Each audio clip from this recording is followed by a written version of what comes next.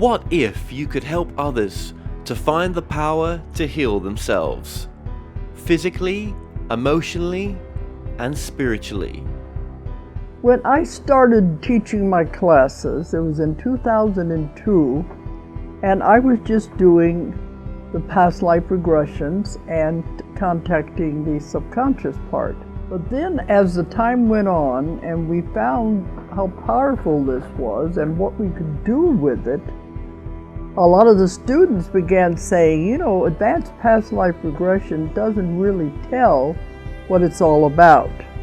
This is so much more than that. We think you should change the name. So it was a few years ago we decided to change the name to Quantum Healing Hypnosis Technique. And this is the healing technique that we've now been teaching it, well, since 2002, that's 12 years. What if you could time travel with them? Visit mythical places or angelic realms, other worlds, other galaxies. Help others to speak to their higher selves. You can. Dolores has taught thousands of people from across the world how to use QHHT, and now you can learn her method by going directly to dolorescannon.com. And don't forget to mention the discount code MORETALKS.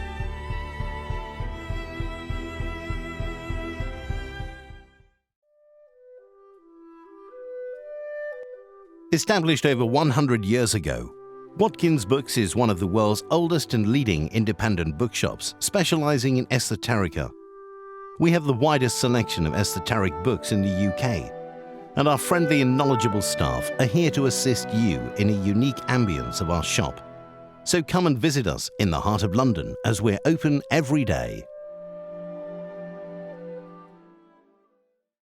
The More Show is supported by Mindscape, Paranormal and UFO Matrix magazines, available for download on all major digital platforms.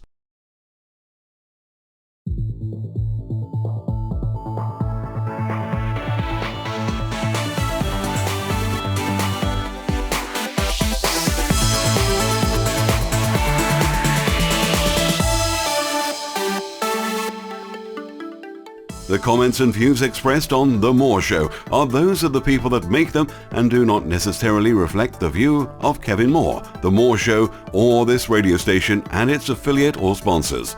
This show is for entertainment purposes only. Broadcasting from the UK and across the world online. You're now watching the UK's only alternative late night talk show, and I'm your host, Kevin Moore. For the next hour, I'll be covering subjects that will open up your mind and provide you with information you may have never heard before.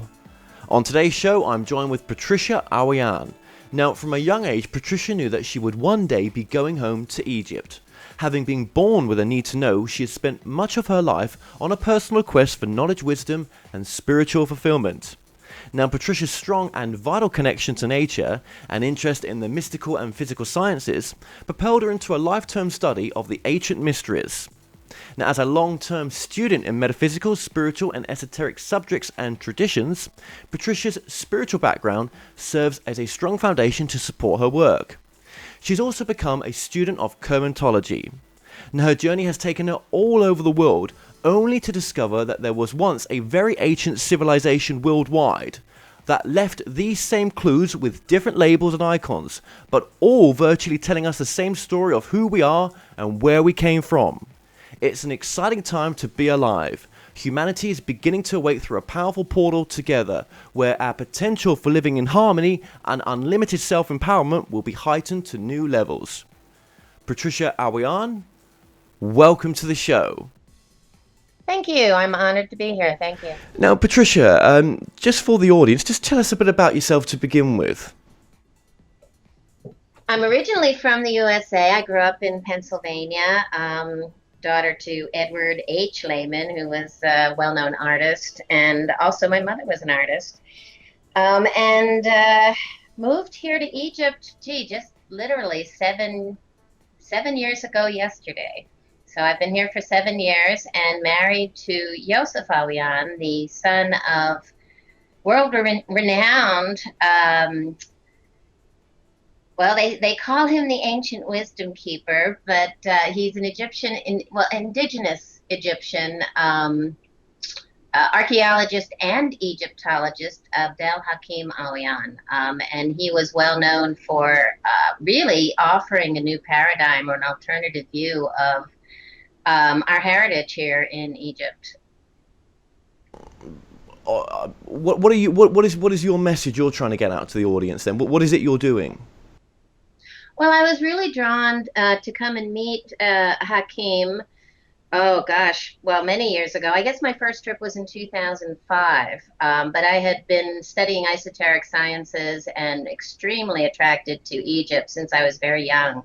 And so when I decided to come to Egypt, I did my research and read about Hakim through Stephen Mailer's books, and he was offering a tour, and I came to Egypt to basically meet Abdel Hakim Awyan and go on a tour of Egypt with Stephen Mailer, and was just blown away, just absolutely blown away by what I discovered here and the experiences I had.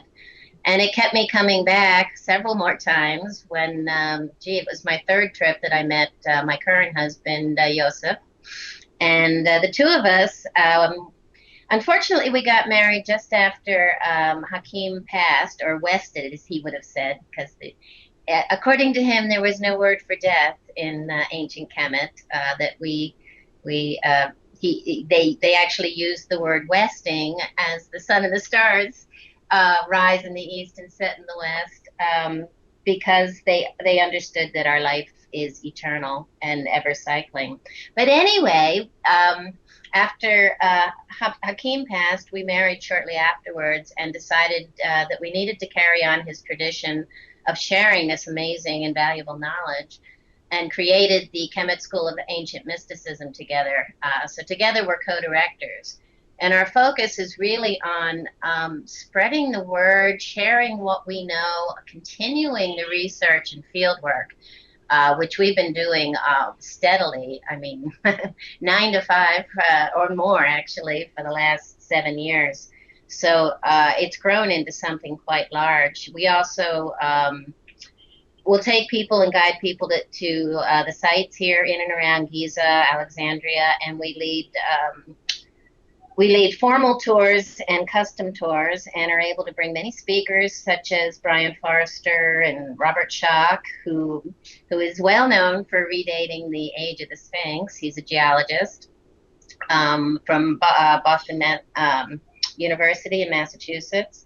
Stephen Mailer and Christopher Dunn, an engineer who's wrote several books about advanced technologies here in Egypt. So we've traveled with many very interesting people, and we are very interested in attracting more experts in their fields, physicists, geologists,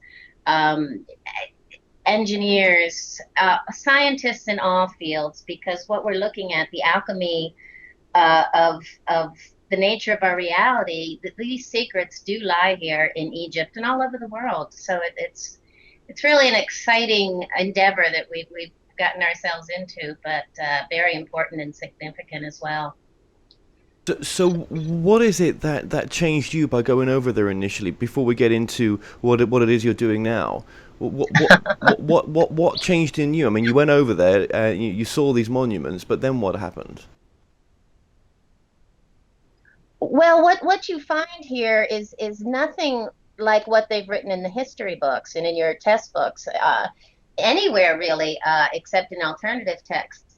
Because what you see here can't even be written on paper. They describe in Egypt a civilization that's only been here 6,000 years, and yet when you see some of the structures, the megalithic blocks used in some of the temples, and you see that there's temples below temples below temples, and there's layer upon layer upon layer of site transformation, and you see things where they try and tell you things were created with a certain kind of tools and technologies like copper chisels, and your mind tells you, your gut tells you that's not possible, and you're looking at this amazing symbolism that speaks to you on a level that doesn't coincide with what you've been told.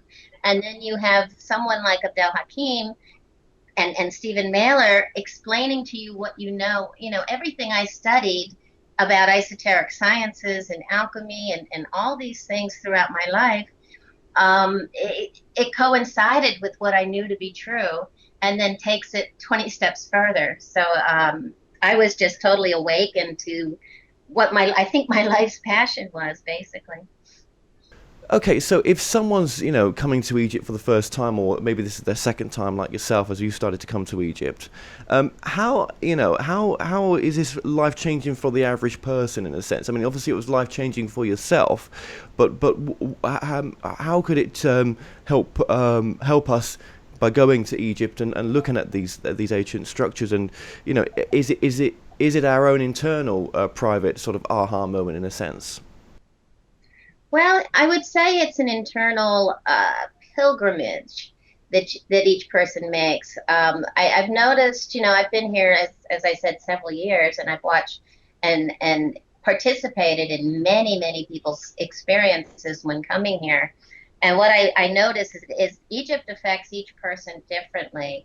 But whatever it is they come to find, the questions they have, they tend to find the answers here. Egypt itself is built on what they say are very powerful ley lines or meridians. And so the ancients built these sites, these monuments, these pyramids, their temples, on areas of the earth that there's an energy emanating from below. So they're actually utilizing this energy from within the earth and then connecting to energy that might be emanating from specific star systems and even the sun. And so a lot of the temples are aligned to certain solar and stellar events on purpose. And they're built with sacred geometric patterns. Normal are growth patterns for life and evolution here on Earth.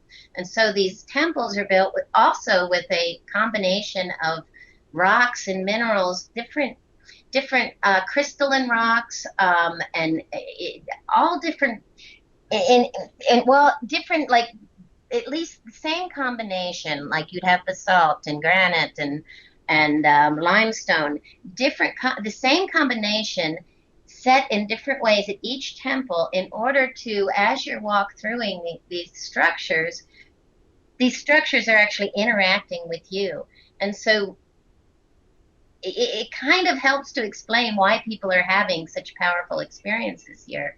But it's almost like you come, and if you have a desire to transform or to get answers or to change your life in some way, I see most people do somehow find those answers, even if they just come on their own and walk through the temples without even understanding what it is that's happening to them. Now, of course, we try and help with that process by explaining so much of it. But, it's a whole process. It's the temples and the hieroglyphics, which Hakim called the Suf language. And Suf, of course, means wisdom. It's where we get our word Sophia. It's telling us a story about the nature of our reality and how things work. And so if you're open to it and you understand the process and what's happening, you begin to realize that almost everything you've been told isn't real. It's not true. And you begin to interact with our physical world in a totally different way if you're open to it. It really depends on your attitude and your outlook as you come and walk through them. So if you're going to go there with a very shut-off mind, that these are just old buildings, just a bit of history, and not be open to something new with them, then you're probably not going to have the same experience. Probably not. It will affect you because, as I said, the structures themselves are creating energy fields, if you will. Now, they're still active, probably not as active as when they were first built, which could be tens of thousands of years or even more, far more ancient than anyone believes or has been told, in my opinion, and not just my opinion, the opinion of many others, including geologists and other experts. But aside from that, it's going to interact with you no matter what. But if you come with an informed mind, with a higher library of inner knowledge, you have the ability to really enjoy an experience that can be very powerful. So absolutely. And did you think when you went there as well, you sort of recognized that you had a past life there? I recognize many things. I had many personal experiences, visions, if you will, just things that happened where I saw things that were later explained to me as something that was based on a reality, strangely enough. But also just going and hearing Hakim explain what we were seeing at the sites. And actually he didn't. That was what was so unique about him, is he really didn't offer information unless you asked all the right questions, which I find fascinating. And yes, he gave us the basics, but he really was wonderful. When you had great questions, he would answer it to your level of understanding, which again is also very unique. But to have Stephen Mailer with us too, and to show us, that we would hear the Egyptologist, our tour guide, give their view of what we were looking at, which never seemed to jive with me.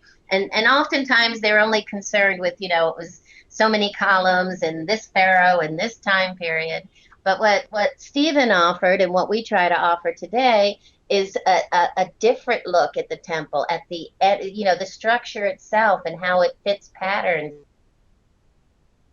and how it's interacting with you. And, the pyramid structure, what's underneath the plateau is amazing. There's a city of tunnels and waterways, and there's a structure, that's huge, that's interacting with the structure on top of the plateau. So there's just so many things that if you don't know, if you don't have the right guidance, you just come and look up at these huge pyramids and really believe they were tombs, for bodies, 4,000 ago or whatever. And what is the purpose of that underground structure? Well, it's all part of a big energetic matrix. You've got running water, shafts that would lead down to some of these tunnels of water that would heat the water. And you have cold water, so you're creating ionic atmospheres, which of course it creates or enhances energetic fields. You have frequency regulators, and then you have these pyramids that are structured to somehow create energy fields. Now, the significance of this is huge. Can we tell you exactly how it worked and what it was used for? Not with the proof, but we can show you all the evidence. And when we bring the physicists, we bring the geologists, we bring the engineers, they can tell you how the structures work with our modern technology. So they actually give us more ideas. And this is why I can say with such confidence, these pyramids were never tombs. Bodies were not found inside them. And they're far more ancient than 6,000 years ago. And what was their purpose and who built them? Well, this is what we can't say. Now, the indigenous tell us, it was tens of thousands of years ago, at least. Oh, the pyramids, maybe 10, 20, 30,000 years ago. But the purpose has always been, according to them, as energetic, to create energetic fields. And each one possibly with a different purpose, but working as a network. Kevin, you have an underground, I don't know if you've heard of it, it's called the Serapeum. It's at a site called the Saqqara, which is about 8 miles south of where I'm at here at Giza. And it's an underground subterranean structure that has these hallways with these 90-degree angled chambers, small chambers, that are filled with these up to 80-ton granite boxes that are cut with fine precision. And you look at this structure and you realize there's absolutely no way. This is a rock cut subterranean structure. So how did they get these boxes into these chambers? As I said, you see these with your eyes, and what they tell you that, oh yeah, they dragged them in with 20,000 men or more. Well, there's no room. These boxes are right up against the back wall, and you don't even know how they could have made the right angle to pull them down the hall and put them in these rooms. And there's no room for even 100 men, let alone, 20,000 men. So, as I said, and I could go on and on for hours just about the Serapeum. So it's just site after site filled with anomalies and things that make you go, wow, there's something really huge existed that we haven't been told about. What do local people think of research like yourself? Well, there's many people here that that look at things sort of the same way we do. And then, of course, we have, the local archaeologists and Egyptologists, and from many different countries that are stuck in the academic paradigm. And so if you're familiar with it, the academic paradigm is always having to refer to past writings and past, it's like you're always subject to peer reviews. And so you have to stay within the lines of what the already created paradigm is. And that is civilization has only existed for 6,000 years. And this has to be this, and this has to be that. And that had to be made with copper chisels. And you can't seem to break through this structure because of the way, the academic structure itself is set up. And so being alternative allows us to speak about these things without anybody slapping our hands, taking away our funding, and kicking us out of our field. So it's an interesting way we just wish we could attract more people in academic specialized fields to come and look at these things. We really give Robert Schoch kudos for the work he's done. Yes, no, I know Robert Schoch, absolutely. And do you think that these pyramids and the Egyptians understood, multi-dimensional communication? Absolutely. In fact, I'm of the belief that, now again, based on my research and the symbolism, that we cycle through different dimensions as we move through the ages, basically. And so right now we're in a very low, if you're looking at the cycles of the ages, the indigenous worldwide will tell you we are at the lowest point. We have devolved as a humanity. And so we're in this very heavy, dense, third dimensional construct of in what my opinion is an illusionary physical reality. And so as we would begin to move up, which so many say we're doing right now, it's the age of Aquarius, we are moving into a higher vibrational field where we're beginning to utilize senses that we forgot we had. Like so many people speak about intuition or I hate the word, but psychic abilities, the ability actually to feel frequency is what we're talking about. It's very scientific. And we all have the ability to even feel each other. So if you're communicating through the heart instead of the brain, you're getting pure information.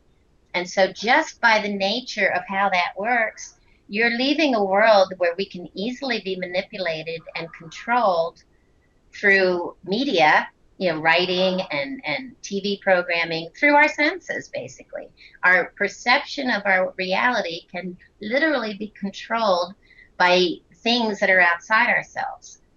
And so as we move into higher levels, we begin to feel things on a pure level, and we begin to understand without that manipulation exactly what we're dealing with. And that's how I personally believe that we can begin to understand the nature of our reality and build structures like this, because we have a full sensory understanding of how our physical world and reality works.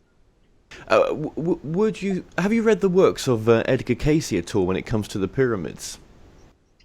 I read them when I was quite young. I read everything he wrote when I was very young, but it's been a while. And can you relate to what he said with where you've gone on your journey now? I relate to some of what he said and not all of it. And if you look at what he said from a different understanding, like he would talk about the Hall of Records being, in front of the left pole or whatever, the Sphinx. And, he did redate the pyramids to being much more ancient. I think he had some of the information, and not quite all of it. And if there are just other ways to understand what it is he said that can give you a different viewpoint. But yeah, some of what he said, yeah, definitely. Definitely.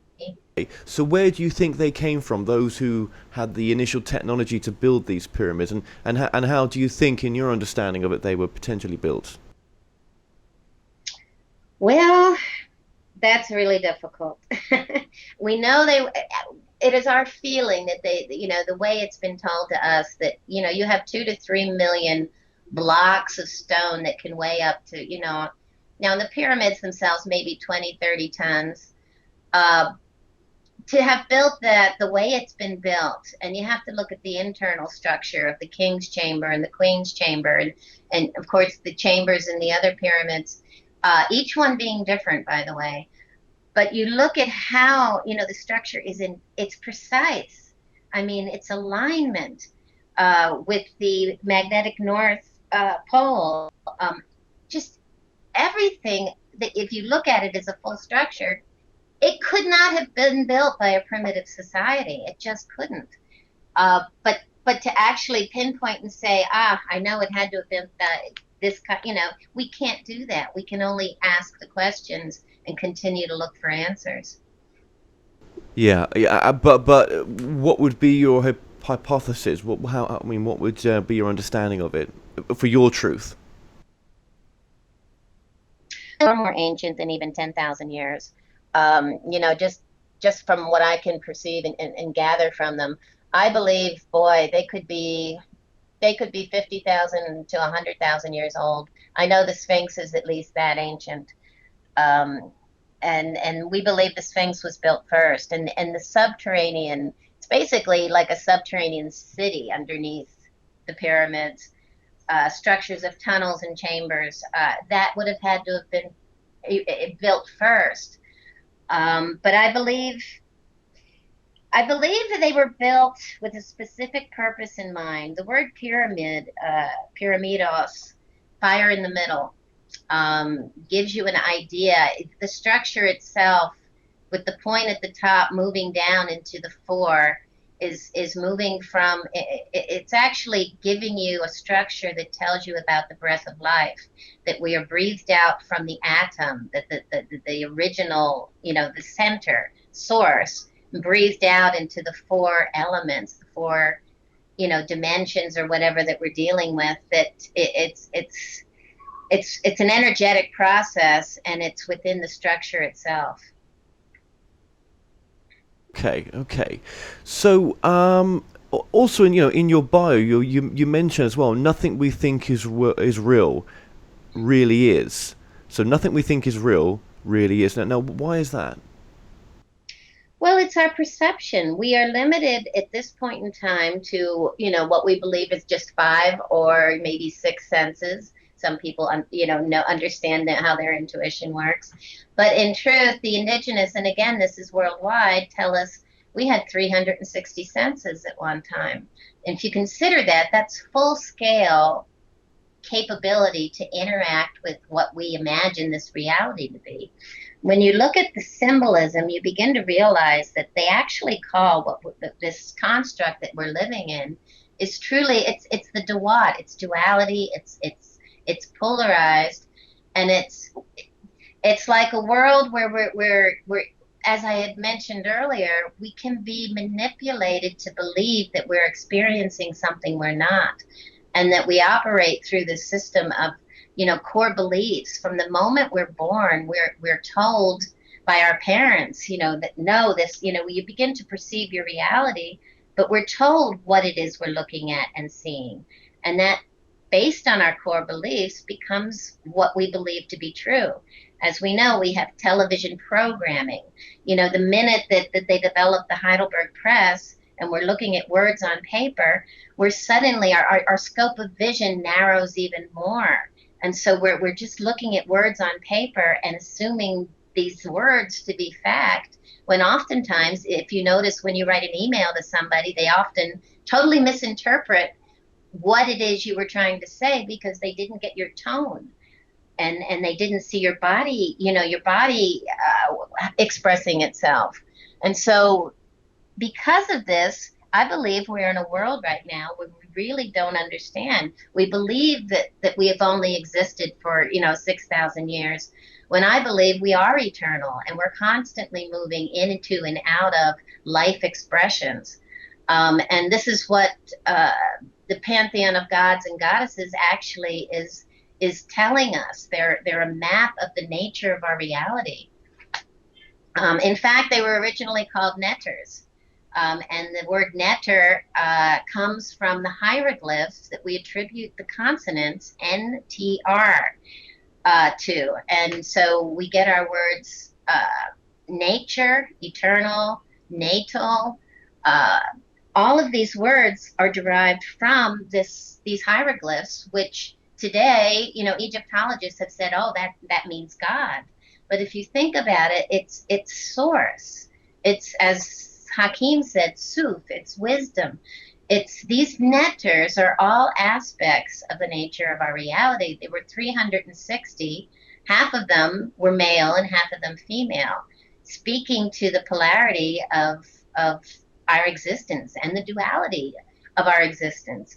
Good and evil, we've been told there's a God and a devil, when in reality, this expression of energy is just two sides of the same coin. We have to have a negative and positive in this physical expression, or we don't exist. This is what we call life.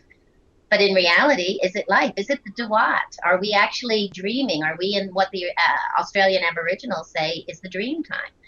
And do we actually move into life and this is the seen world, there's an unseen world. And is that where we really become alive and begin to experience and sense our reality on a more profound level? Well, and you truck in the multi-dimensional side there as well. Mm-hmm. Yes, absolutely. It opens up a whole new a bunch of understandings about our reality, in a sense that within this same space could occupy something else that's just as real as this is. Exactly. And just by the nature of even what we believe our Earth to be, we always forget, people are saying we're in the age of Aquarius. But I ask people, if you're on the South Pole, you're actually currently what you're looking at is Leo. We're in the age of Leo. So which one is it? But it's both.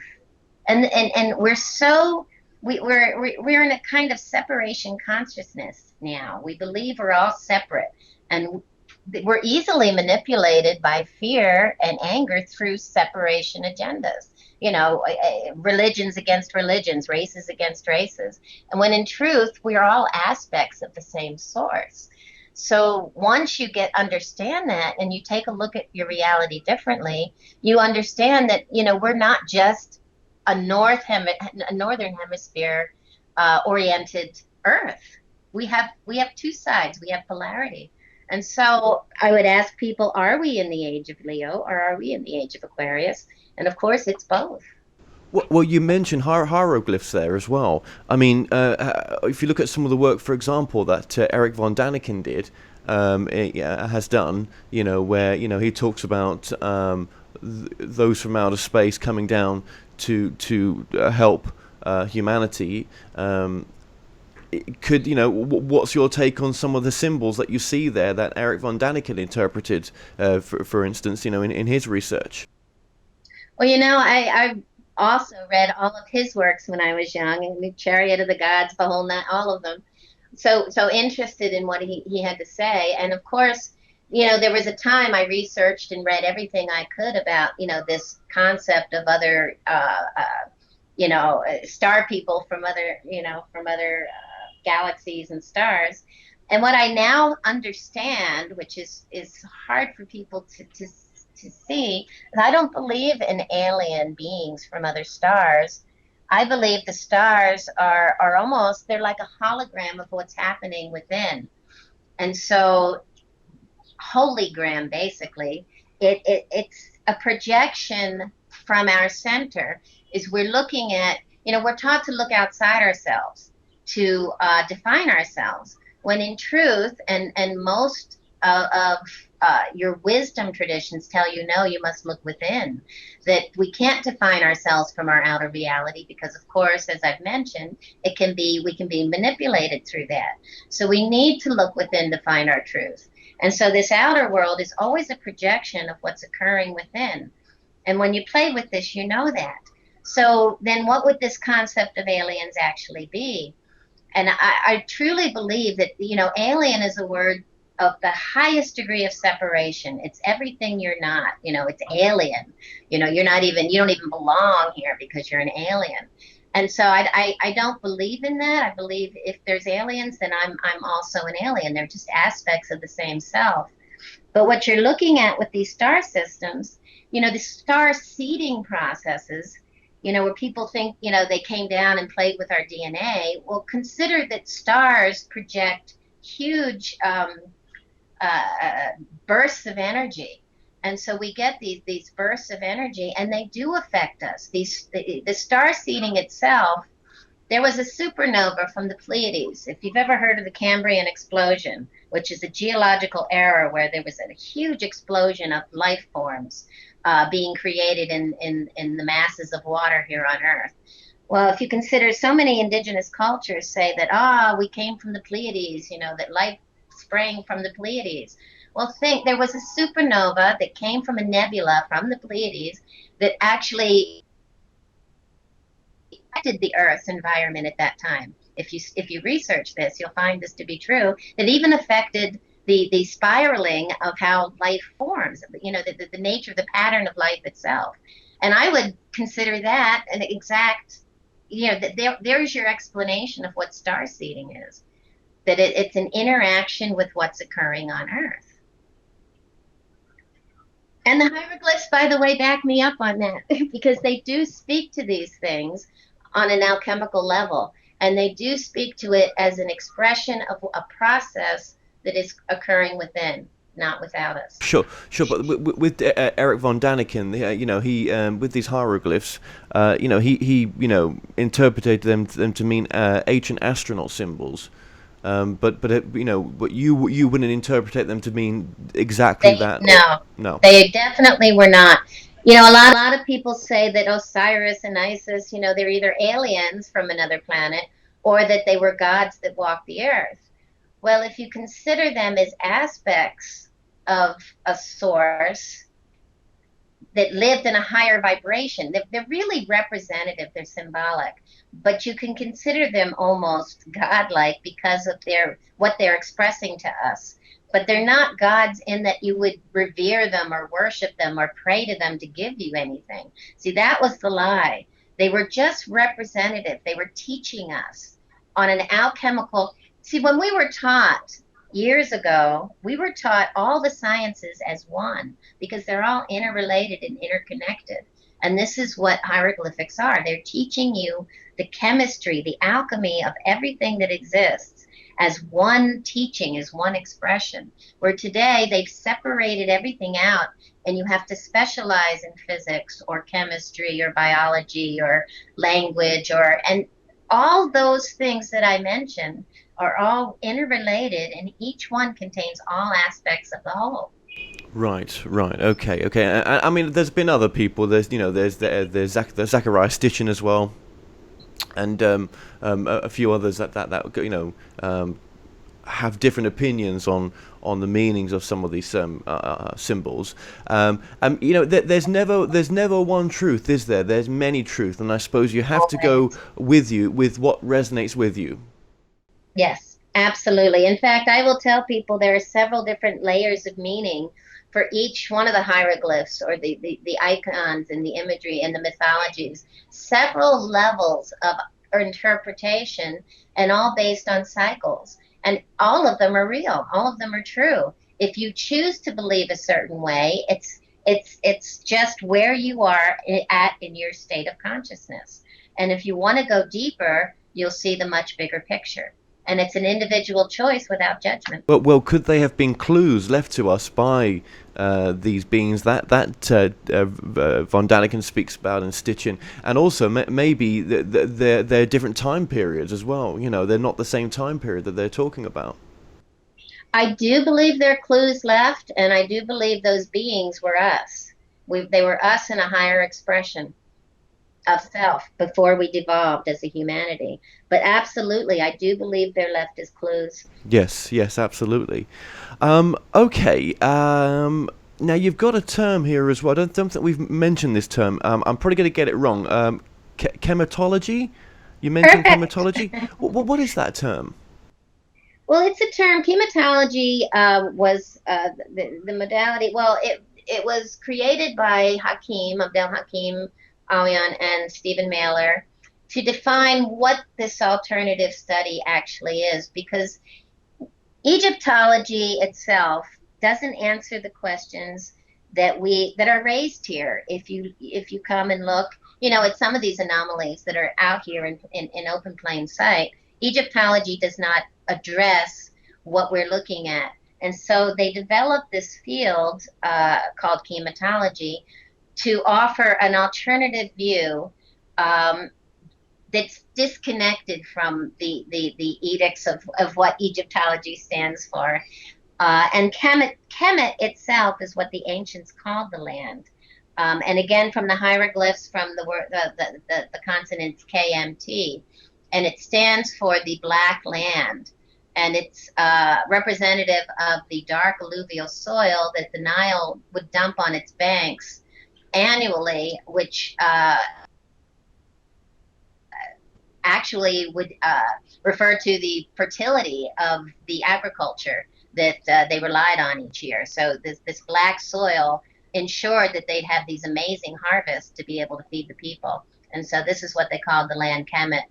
And they believed that it stretched far wider than the current borders of Egypt. It went way to the Mediterranean islands and Lebanon and as far as India and Samaria, of course, Babylon, all of these areas deep down into Africa, all of this was called Khemit. And you find remnants of ancient Khemit in all of these places. So, and Samaria, you talked about Stitchin, the word Sumara are actually hieroglyphic meaning the birth of the son of Ra. So basically it was an ancient Khemitologian civilization. And there are those that talk about the potential that the technology for the pyramids came from Atlantis. Well, Atlantis, again, is a label, and labels are confining. They limit us. They put us in boxes of thought. And, Atlantis, we've heard, channelings from people that say this is how Atlantis was. And then we've heard from Plato, who gave us this label, and from the high priest of Egypt, that he got his information from Solon. But this is all hearsay, and it's a label. It's a container for something that could have been, a global civilization, in my opinion. And yes, could have been absolutely related to Khemit. I mean, we've been to Peru and Bolivia and saw structures and things that were just as mind-blowing as what we see here. And do those structures give off the same energy? Oh my gosh, yes. And we see the sound niches. The ancients worked with the natural elements. They used implosive technologies, so they weren't destructive to the Earth's environment. And we see this worldwide, actually. And yes, we sound, running water, different crystallized and uncrystallized rocks and minerals, utilizing all these things to create energy fields and to activate agricultural processes instead of synthetics and explosive technologies. I mean, it's amazing when you understand that if you're resonant with nature, everything grows and blossoms, and when you're not, we have a world that's in chaos like we have today. Well, when you look at these other ancient monuments all around the world, you're saying they resonate the same with yourself, and I can completely agree with you.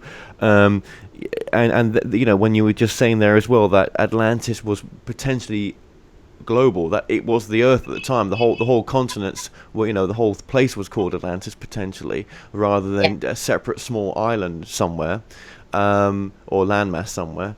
It's possible, isn't it? That is the case. And you also mentioned there about the healing properties as well that we used to have with water. But then what about the healing properties with sound?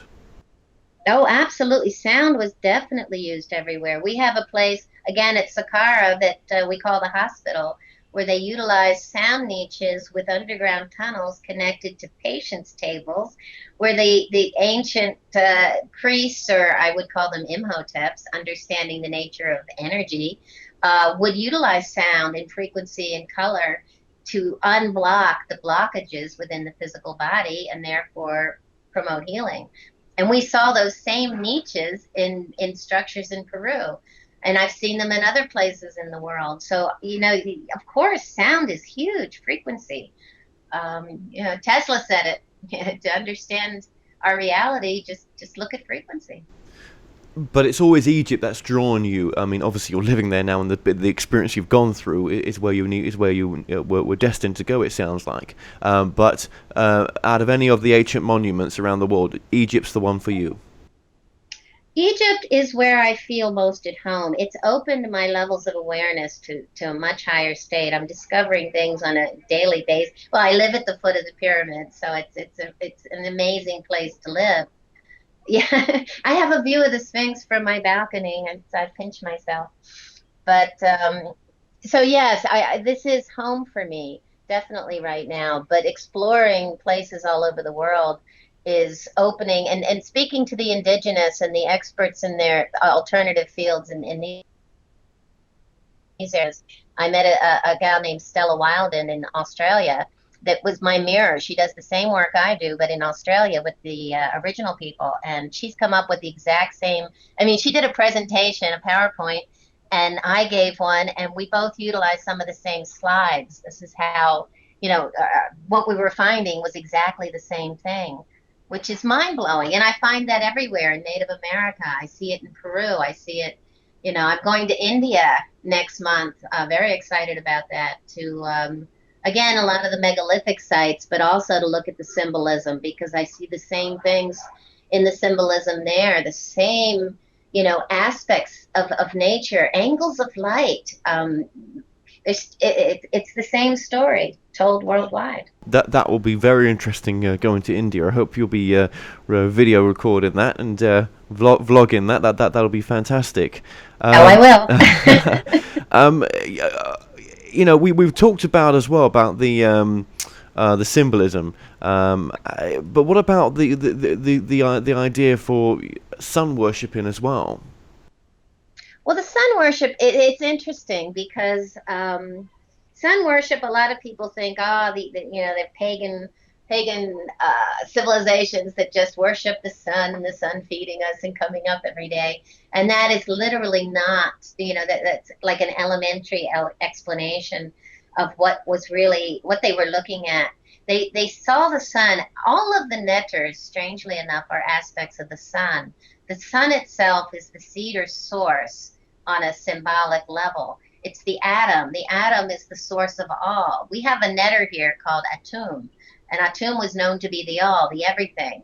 And he seeded the universe. He created the universe from his own self, which, if you look at the atom, what you're looking at is the womb of creation. And when you look at the energetic process, the atomic energy, you're looking at the breath of life.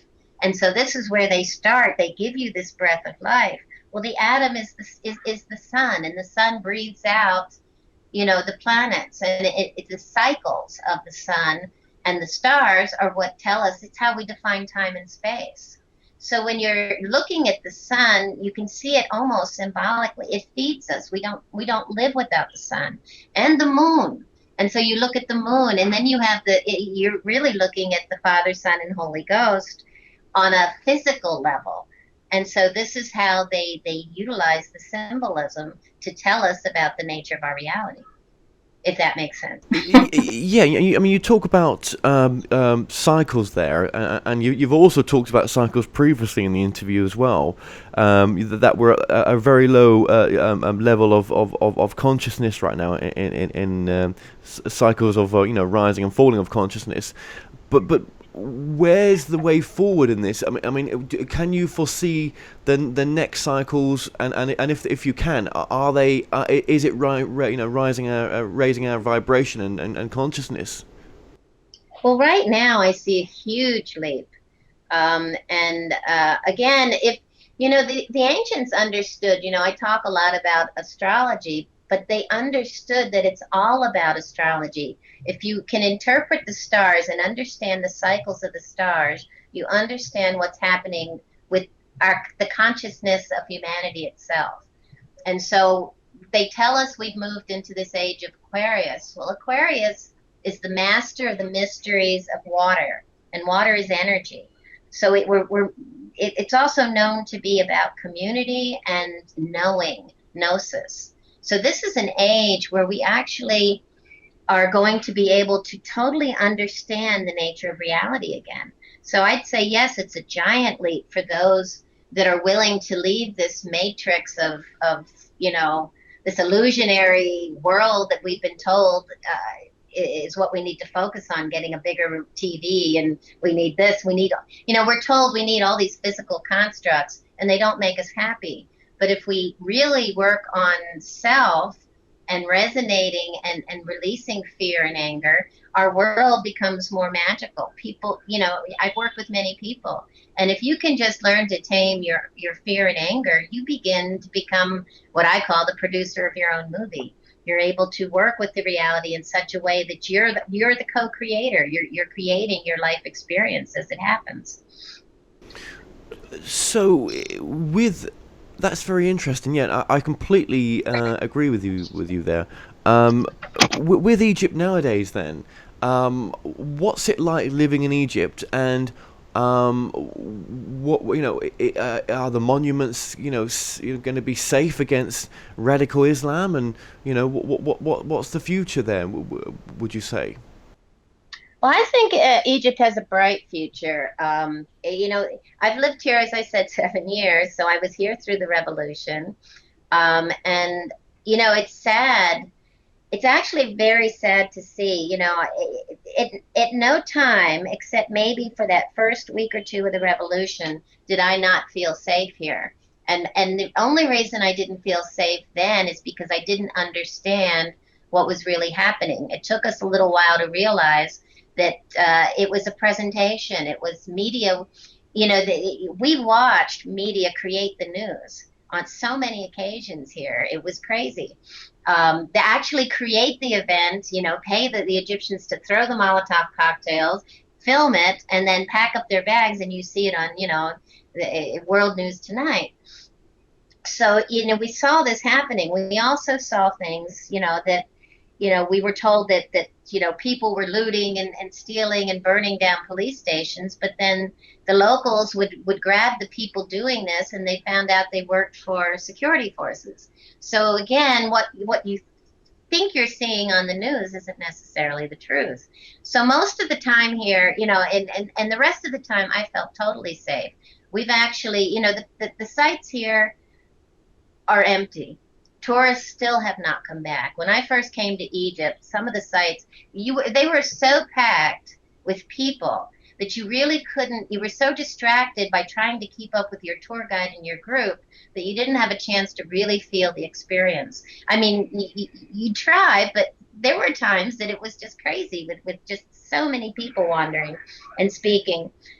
Now is the perfect time to come to Egypt, because many of the sites we do tours, and we're very lucky and blessed to have had many successful groups tours experiences here, where our groups go and we have the entire site to ourselves. Karnak, which is in Luxor, is a huge it's the world's actually largest temple.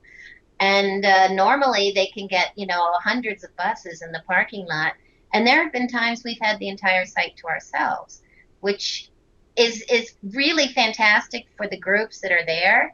But when you think about the Egyptians, the majority of Egyptians that have relied on tourism for years and years, they're just suffering terribly. So we've seen a lot of really dire situations. And of course, vendors just competing for the small amount of business. which is very, very sad. But on the other hand, as you asked about the future, what I'm seeing is more sites being uncovered. They're restoring roads. They're restoring the sites. They're renovating and opening new sites, new discoveries that are being found. And to me, that's and the new Egyptian Grand Museum is being built and is supposed to be completed in 2018. So with all of this structure and work and restoration going on, I can only believe that there is great hope for a renewed resurgence of people coming back to Egypt. And I can tell you from my own firsthand experience, my life has not changed. Everything is business as usual. I feel safer in Egypt than anywhere I've lived before in my life, because here in Egypt, there's very little major crime.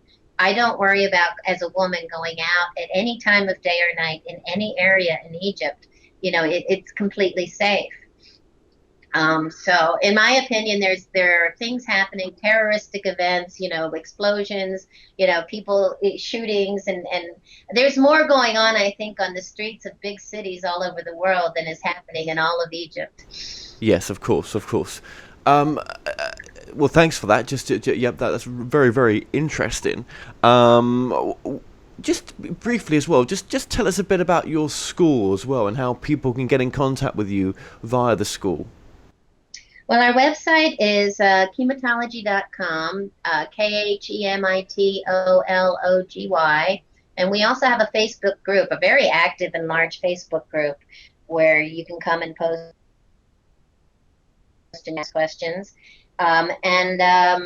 Of course, we don't have an operative school yet. At some point, we have high hopes of it one day building a center where we can give lectures and hold schools for certain amounts of time.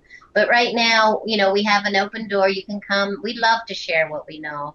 And we also offer custom tours and just local guidance. If you call us and want to go out for optional day trips or whatever, we're just always happy to share what we have. We work with a tour guide who is also a Khemitologist and a tour facilitator, a director. So his name is Muhammad Ibrahim, and he's part of the team. He's totally a Khemitologist now, although he's also an Egyptologist and can offer both sides of the story. And of course, my husband, who is fantastic at what he does, offering he can tell you every layer of site transformation, and he's a stonemason and an expert musician. So and also the son of Abdel Hakim. So a wealth of knowledge and wisdom to share. So the three of us are a team that offers so much. If you just want to come to Egypt, or you want to join one of our formal tours, meet some of our other speakers, we just offer anything at any time, or just write to me. Okay. Well, we've been putting your website up all throughout the interview, and bioinformation about yourself as well. What would you say then, if you could summarize it? It is the most important message of your work.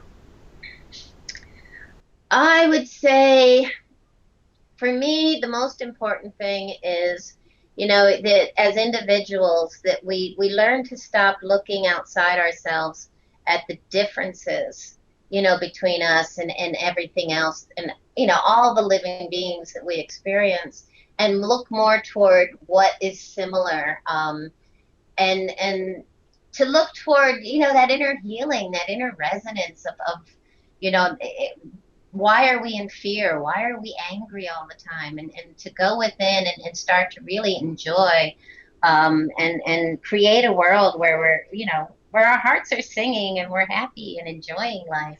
This is the way, this is our normal way of being. And for some reason, we've allowed ourselves to forget who we really are, our own self-empowerment. And we're so easily persuaded to be things that we're not.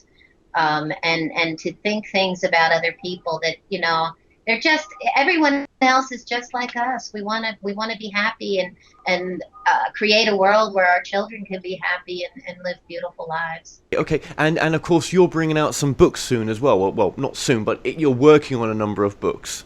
I am currently working on many books right now, and yeah, hope to release some things, at least digitally, in the not too distant future. And I have a blog on the website as well, where I offer articles and special notes on things going on in some of our trips and what we discover. Well, Patricia Awyan, thank you so much for joining us today. Thank you, Kevin. It's been a pleasure. Well, we've come to an end on tonight's show. Don't forget that you can listen and watch all our past interviews on the More Show's official YouTube channel. Remember to subscribe to our YouTube channel for new daily shows. You may also find out more on all past and upcoming guests on the show via themoreshow.co.uk, and do like us on Facebook for the latest updates. So until next time, be safe.